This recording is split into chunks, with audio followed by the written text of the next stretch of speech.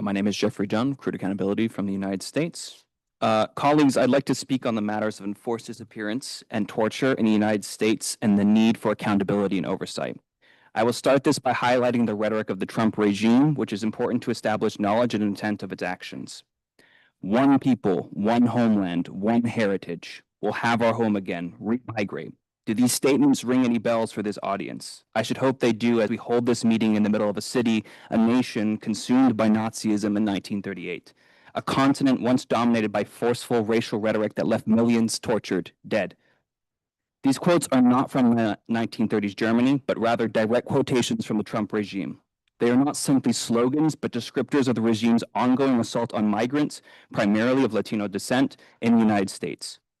According to our research, at least 2,000 probable cases of enforced disappearance were conducted by Immigration and Customs Enforcement, ICE, and Customs and Border Protection, CBP, in 2025.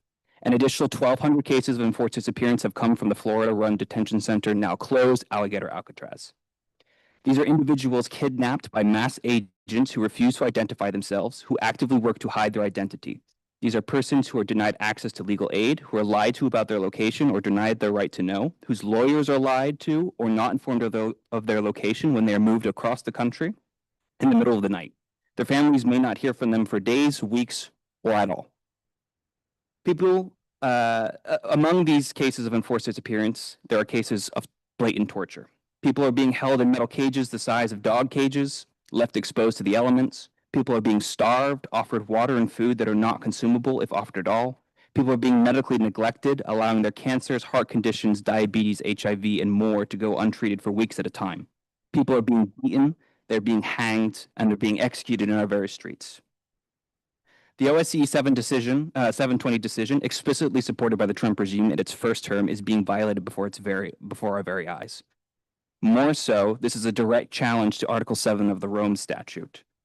So I asked the OSCE and its participating states, who here is ready to invoke the Vienna mechanism? Who here is ready to invoke the Moscow mechanism?